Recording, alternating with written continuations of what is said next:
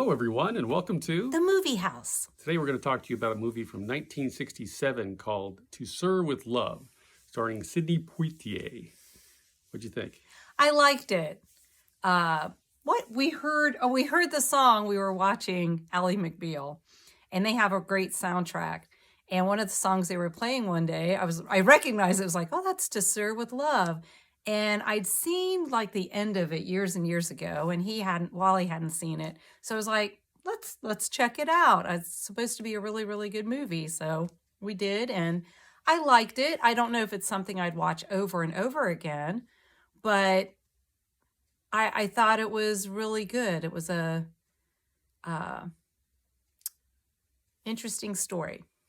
Yeah, it was okay. I haven't seen very many Sidney Poitier films in my lifetime, and so I'm unfamiliar overall with his work. He's a good actor, clearly, and the time period it was set in the time it was made in the 60s, right? Yes. And I thought it was kind of a weird experience, though, to watch these juvenile delinquent kids in England who are comparatively docile and well-behaved. Oh, compared to kids nowadays, today, yeah. What you hear in the school system. Yeah, these were the troubled kids. Right. So that took some of the edge off of it, I think, for me, because they're not as scary as I'm sure they were to audiences in the late 60s and right. early 70s. But it's a good morality tale of a guy with scruples and principles who tries to share that there's another way of going through this world than what you guys think you need to do. And yeah, I think that's what was really interesting because the school, they're by the docks, right? They're children of dock workers. A lot of them come from abusive homes, broken homes. They feel abandoned, I think, a lot by their parents. And what's interesting, teachers can't stay. They always leave. Mm-hmm. This class is so tough that teachers don't stay.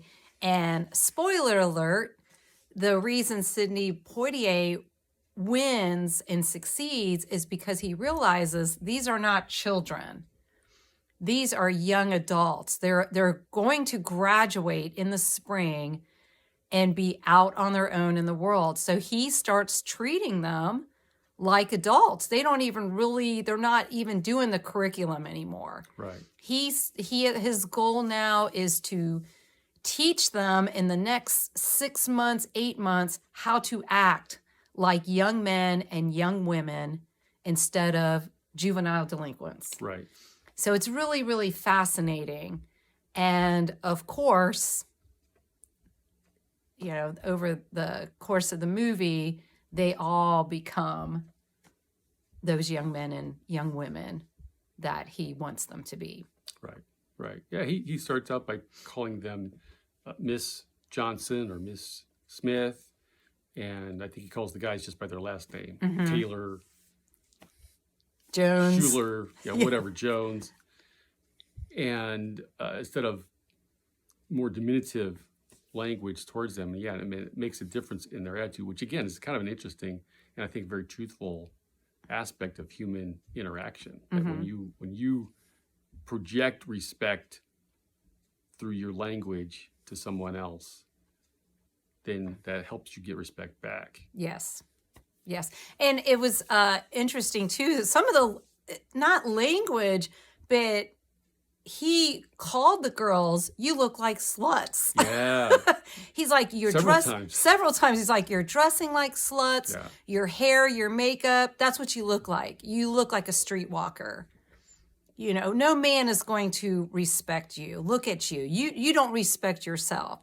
And the young men were all kind of hoodie and greasy. It was the greaser thing again. And he's like, "Well, if you're going to have long hair, at least wash it because you stink, you smell. At least keep it clean if you're going to do that. If you're going to have a beard, trim it up, So, and he's just really blunt with them, but he's not harsh. Right.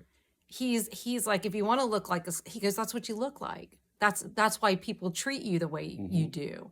Because the message a lot of times is, oh, the outside, it shouldn't matter what you look like. You should just appreciate the person. It's like, that's not always true. You know, you go work at a job, most people aren't going to hire you if you stink and look like you're a streetwalker. That's just grown-up life. Well, yeah, it's just common sense. And again, we've talked about this before. When you make your hair purple or orange or green or something like that, and you've got things pinned in your nose and in your face, you are communicating ideas to the world about who you think you are and how you want to be treated by outsiders, by the world. And so you can pretend that, well, people should just treat me the same as everybody else, but you're asking them not to treat you the same way, because you're putting out this nonverbal message. Right. Well, and that's the thing. You're not unique. You think you're being unique, but you're really not. Because everybody in the class, all the girls look like a slut, and all the guys look like a hood, lazy greaser. So it's like, you're not being unique. You think you're standing out. You think you're taking a stand. You're being so rebellious, but all your classmates look exactly the same. And he's saying, be your own you. Right. And he even talks about that. He says, you have long hair, guys, because you're rebelling against your parents and against the conventions of society. That's why you're doing that. And you're all doing it together. Right. So just understand that if you're going to do that and you want to be respected, you need at least to make it look as nice and smell as nice as you can. Right. Otherwise... Yeah. Well, and I thought this was interesting too. And I think he says this, your grandparents would love you. Right.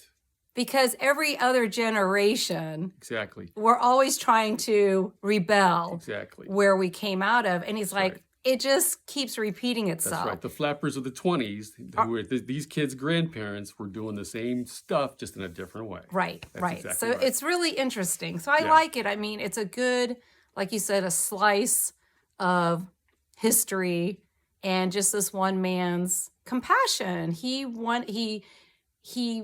doesn't want to be a teacher. He needs a job. So he's teaching. But he's like, I don't want to fail these kids. And like you said, they're not kids. Right. They're adults.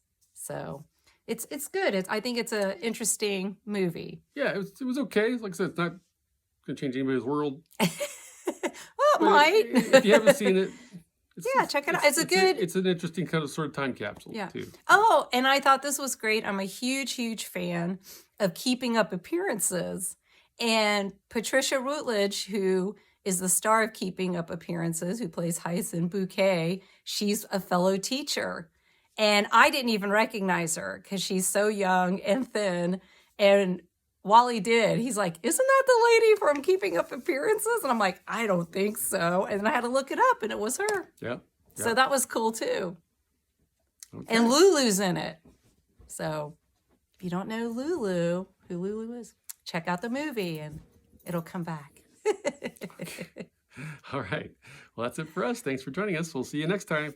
Bye.